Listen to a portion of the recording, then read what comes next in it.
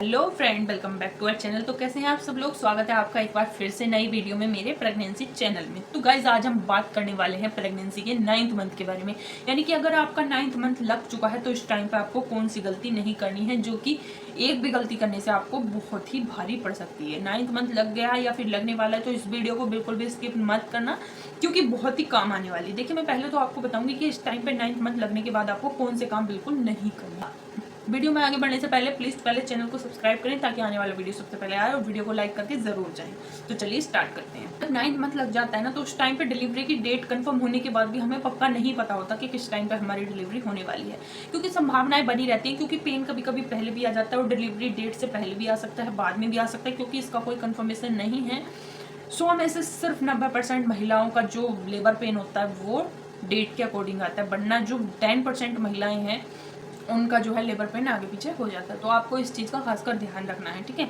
तो आपको बहुत ही केयरफुली रहना है इस मंथ में, क्योंकि इस टाइम पे अगर जो है प्रीमेच्योर तो इस टाइम पे होता नहीं, बट लेकिन बहुत सी गलतियां हैं जो आपको नहीं करनी है। देखिए क्या होता है, क्योंकि पूरा टाइम होता है तो आपको बोलने वाले बोलने लग जाते हैं कि आपको ये करना है वो करना है, ज़्यादा काम करो, इससे क्या होगा, बेबी नॉर्मल होगा। तो आपको सबसे पहले क्या करना है, सबकी बातें अवॉइड कर दी और अपने कान पे पर्दा लगा लेना है और सुननी ही नहीं है किसी की। देखिए क्या क्या नहीं करना है आपको। सबसे पहले अगर आप चाय पी रही हैं, 1 कप ले रही हैं, 1 कप से ज़्यादा पी रही हैं, तो फिर आप अपने बच्चे के लिए बहुत ही बड़ा खतरा पैदा कर रही हैं। आपको चाय बिल्कुल ख़त्म कर देनी है। अगर डिलीवरी चाहिए तो टाइम से चाय बिल्कुल नहीं पीनी है। सेकंड क्या करना है, अगर आप बैठ करके बहुत ज़्यादा पोछा लगा रही हैं या फिर सीढ़ियों के चक्कर बहुत ज़्यादा काट रही हैं तो इसको स्टॉप कर दीजिए। ये आपकी डिलीवरी में बहुत ज़्यादा कॉम्प्लिकेशन पैदा कर सकता है, क्योंकि पूरा टाइम होता है और बेबी के वैसे भी पोजीशन में आने के काफ़ी चांस होते हैं। अगर आप ओवर वर्क करेंगी तो उससे जो है पोजीशन जो है डिसबैलेंस हो सकती है।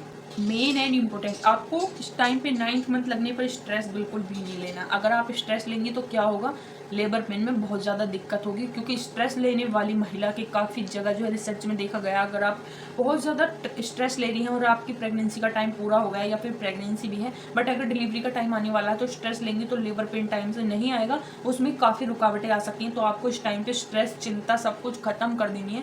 सिर्फ आपको अच्छा अच्छा सोचना है, अपने बच्चे के लिए अच्छा अच्छा सोचना है। ये सोचना है कि उसकी दुनिया में आने के बाद आप क्या करने वाली हैं, क्या नहीं करेंगी, क्योंकि ये जो घर की टेंशन होती है ना, ये हर एक महिला के पीछे हाथ धो के पड़ी हुई होती है, क्योंकि इस दौर से मैं भी गुजर चुकी हूँ। तो इस चीज़ को तो बिल्कुल माइंड करो ही मत, क्योंकि ये आपका लाइफ टाइम साथ नहीं छोड़ेगा। इस टाइम पर सिर्फ अच्छा अच्छा सोचिए कि अपने बेबी के बारे में सोचिए। तो ये भी आपको नहीं करना है बिल्कुल भी। आपको सिर्फ ऐसी चीज़ें खानी है जिससे आपको एनर्जी मिले। आपको जो है सेब, एप्पल, एप्पल से क्या होता है, एप्पल में बहुत ज़्यादा एनर्जी होती है, प्रोटीन फाइबर होते हैं, इसमें बहुत ज़्यादा एनर्जेटिक होता है एप्पल। जितना ज़्यादा आप एनर्जी वाली चीज़ें खाएंगे उससे क्या होगा, आपकी बॉडी में एनर्जी बनी रहेगी, स्टेमिना बना रहेगा। तो इससे क्या होगा, आपकी डिलीवरी में बहुत ज़्यादा हेल्प होगी। तो आपको खाने पीने का भी अच्छा ध्यान देना इस टाइम पे।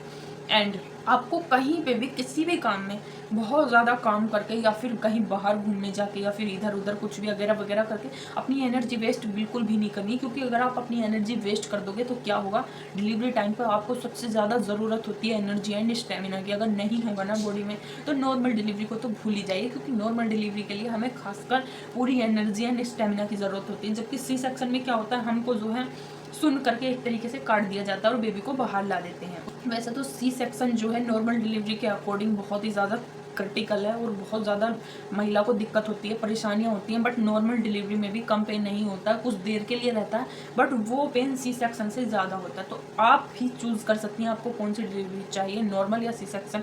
अगर आप चाहती हैं डिलीवरी अच्छे से हो, सभी कुछ हो, तो आपको नॉर्मल डिलीवरी चाहिए। तो आपको अपनी बॉडी में स्टेमिना एंड एनर्जी बना के रखनी होगी, क्योंकि नहीं होगी तो आप जो है नॉर्मल बेबी को बर्थ नहीं कर पाएंगी। तो आपको इस चीज़ का भी खासकर ध्यान रखना है। अब बात कर लेते हैं विटामिन सी के बारे में। इस टाइम पे आपको जितना ज़्यादा खाएंगे विटामिन सी आपको ज़्यादा से ज़्यादा खाना है। विटामिन सी से क्या होता है, जो बैक्टीरिया होते हैं ना बॉडी के, क्योंकि बोला ही जाता है कि विटामिन सी जो है बैक्टीरिया वगैरह को क्लियर करने में और काफ़ी चीज़ों के जो विटामिन होते हैं उनको पूरा करने में हेल्पफुल होता है। तो विटामिन सी में अगर आप गोलियाँ वगैरह नहीं खा रही हैं, वैसे ज़रूरत नहीं है टैबलेट खाने की, फ्रूट्स हैं, फ्रूट्स में काफ़ी ज़्यादा विटामिन होता है। उसमें जो है आप नींबू पानी पी सकती हैं, संतरा वगैरह खा सकती हैं, मौसमी का जूस पी सकती हैं। इन सब में जो है विटामिन भरपूर होता है। तो इससे क्या होगा, बेबी भी अच्छा रहेगा और आपको जो कुछ अंदरूनी प्रॉब्लम्स होती हैं प्रेगनेंसी में, जैसे उल्टियाँ वगैरह आना, ये चीज़ नहीं होगी। तो ये भी आपका जो है डिलीवरी में काफ़ी हेल्प होती है, क्योंकि अंदर का जो विटामिन सी लेवल होता है वो कंप्लीट हो जाता है, तो बॉडी में पानी का लेवल थोड़ा बढ़ने लगता है। एंड मोस्ट एंड इम्पोर्टेंट, अगर जो है आप 9th मंथ में पानी बहुत ज़्यादा कम पी रही हैं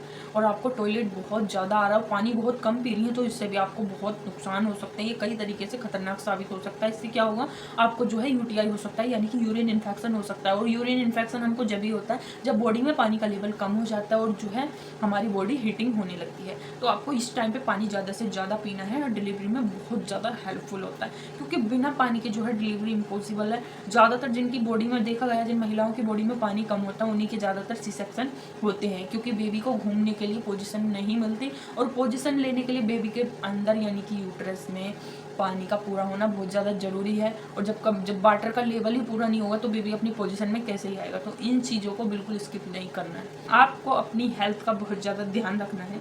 आपके हस्बैंड है, अगर आपके हस्बैंड आपकी केयर करते हैं तो बहुत अच्छा, अगर नहीं करते हैं तो उनको समझाइए कि इस टाइम पे मेरे को आपकी ज़रूरत है, क्योंकि उस टाइम पे सबसे ज़्यादा ज़रूरत एक औरत को अपने पति की होती है। और पति ही साथ नहीं देगा तो उसकी जो हिम्मत होती है ना, वो टूट जाती है।